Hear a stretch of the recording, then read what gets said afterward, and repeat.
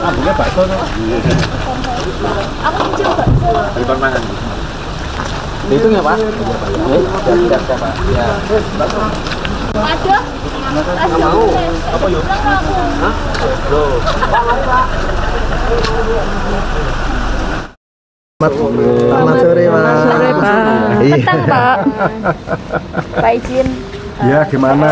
Ada yang perlu saya bantu? Soal yang Iya, saya YB Irfan ya. Saya advokat yang berkantor di Jalan Perintis Kemerdekaan nomor 9 Surakarta. Nah, dalam hal ini oleh Pak Jokowi terkait dengan adanya gugatan Wan Prestasi yang diajukan oleh salah seorang warga Solo mengenai adanya mobil SMK. Nah, dalam hal ini saya baru mempelajari ya tentang isi daripada gugatan itu sendiri. Yang pada pokoknya bahwa gugatan Wan Prestasi itu karena adanya hubungan kontraktual. Nah, persoalannya adalah apakah antara penggugat dengan Pak Jokowi yang digugat termasuk Pak Ma'ruf Amin dan juga Direktur PT yang memproduksi atau pemasangan SMK tersebut ada suatu perikatan mengenai perjanjian dengan pihak penggugat. Sebab Wan Prestasi itu salah satu karakteristiknya ini adanya perjanjian yang sah. Dan oleh karena salah satu pihak tidak memenuhi adanya kewajiban atau prestasi sebagaimana telah diperjanjikan, maka itu dinamakan cedera janji atau Wan Prestasi, kan begitu. Dan tadi saya sudah matur dengan Pak Jokowi bahwa selama ini tidak pernah adanya suatu pengikatan dalam bentuk perjanjian dengan seseorang yang saat ini telah mengajukan suatu gugatan yang dikuasakan kepada Pak Boyamin dan kawan-kawan. Untuk sidangnya tanggal 24 ya di PN Solo ya. Pak, ini kan tadi ada 3 tergugat. Nah, itu nanti gimana koordinasinya atau gimana? Untuk sementara ini saya belum ada komunikasi, belum ada koordinasi baik dengan Pak Ma'ruf Amin ya, maupun kepada Direktur PT. Jadi semuanya saya menunggu dawuh dari Pak Jokowi. Sebelum ada dawuh tentu saja saya tidak akan melangkah terlalu jauh. Mbak, berarti Pak sidang perdana tanggal 24 nanti yang hadir? Yang hadir saya. Jadi dalam hal ini oleh Pak Jokowi sudah memberikan kuasa untuk mewakili dan juga sudah memberikan kuasa dalam rangka mediasi. Karena sesuai dengan Perma nomor 1 tahun 2016, sebelum pokok perkaranya itu diperiksa oleh majelis hakim, terlebih dahulu wajib untuk dilakukan mediasi. Dan mediasi memang dipersyaratkan pihak prinsipal, ya, pihak prinsipal. Namun demikian karena suatu hal, terutama tergugat, itu bisa diwakili oleh kuasanya. Kalau dari pengakuan Pak Jokowi sendiri tidak ada perjanjian dengan penggugat ya Pak? Oh tidak ada. Jadi selama ini Pak Jokowi yang punya ide, yang punya gagasan untuk merealisasi bagaimana agar mobil SMK diproduksi ya sebagai mobil nasional, itu kan hal yang wajar dan itu mempunyai niat baik. Masa tidak terrealisasi sampai sekarang, tentu saja banyak faktor yang mempengaruhi, lebih kurang kan seperti itu. Dengan penggugat juga tidak kenal ya Pak? Oh, dengan penggugat tidak mengenal. Jadi tepatnya penggugat itu putranya Pak Boyamin ya, Pak Boyamin. Kalau melihat argumennya yang katanya menanggung kerugian karena mobil SMK tidak jadi diproduksi massal sehingga tidak bisa dipesan, itu gimana Pak kalau melihat? Nah, kalau dia bicara kerugian, tentu saja kalau saya memberikan pendapat kan terlalu prematur ya. Jadi siapa yang mendalilkan ya dia wajib membuktikan, kan begitu.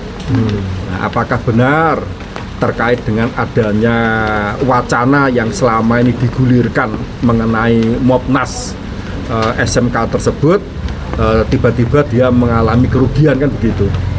Sebab kalau saya melihat dari segi usianya, ya, ketika mobil SMK untuk diwacanakan sebagai mobil nasional, yang bersangkutan umurnya 6 tahun ya, umurnya 6 tahun itu. Karena 2006 dia lahir, 2012 Pak Jokowi memunculkan ide bagaimana agar Mopnas SMK itu bisa diproduksi secara massal, dikurankan seperti itu. Apakah bisa disebut ini tidak masuk akal gitu Pak? Saya tidak bisa mengatakan masuk akal tidak. Saya tidak ingin apa yang saya nyatakan ini membuat pihak-pihak merasa tersinggung.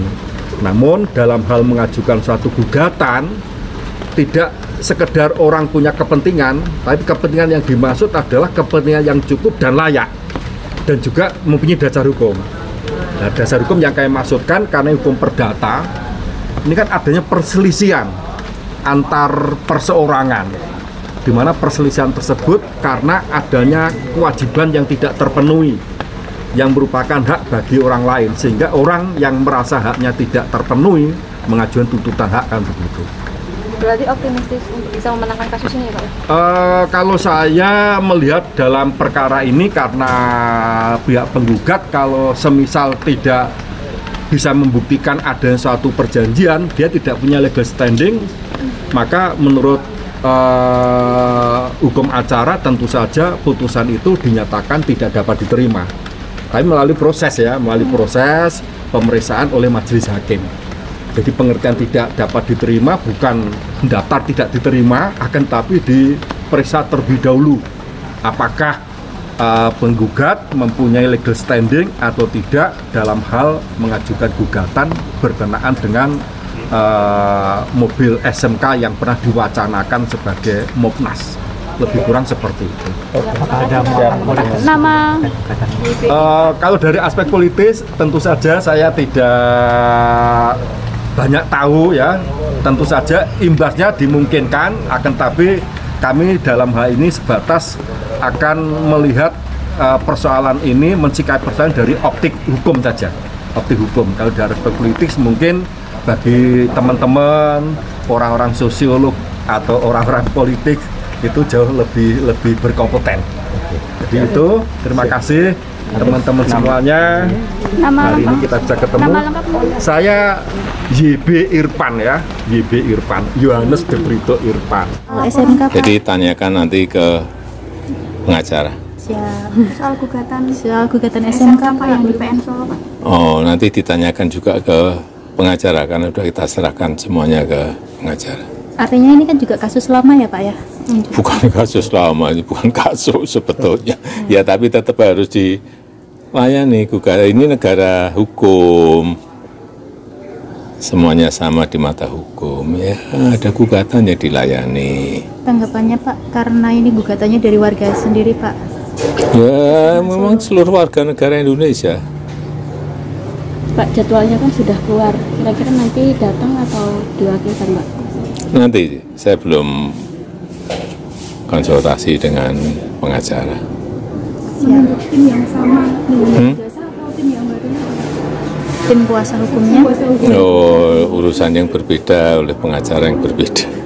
Siap. Kalau melihat tudingannya Pak, terkait pabrik SMK yang tidak beroperasi. Ya itu pabriknya siapa?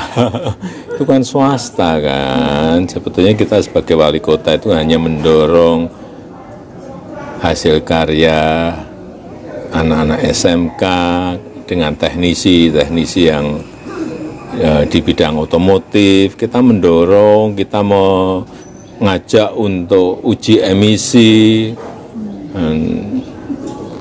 Itu yang memang dia harus dilakukan oleh pemerintah. Tapi setelah itu apakah ada yang ingin berinvestasi di situ atau tidak, itu sudah persoalan yang lain. Kita pun juga mendorong agar ada investor yang mau berinvestasi di situ. Tapi investasi di bidang otomotif kan saingannya nggak mudah dengan prinsip-prinsip yang sudah lama, dengan harga yang juga kompetitif, dengan pelayanan purna yang juga di semua bengkel ada. Sangat kompleks sekali, bukan hanya membuat tapi harus juga bisa memasarkan.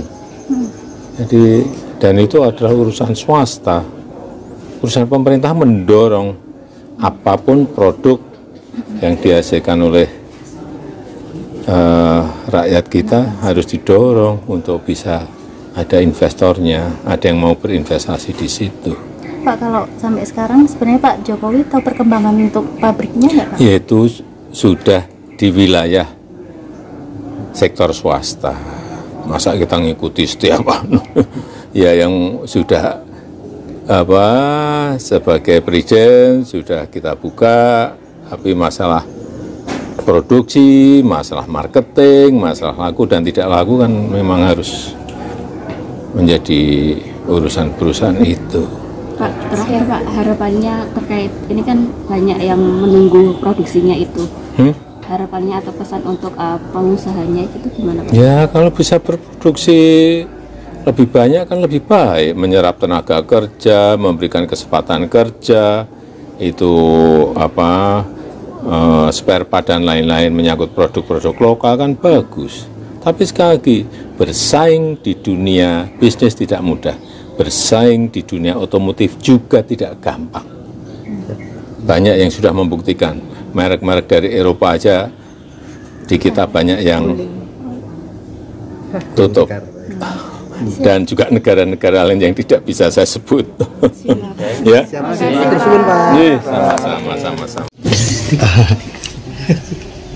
Kasih Pak.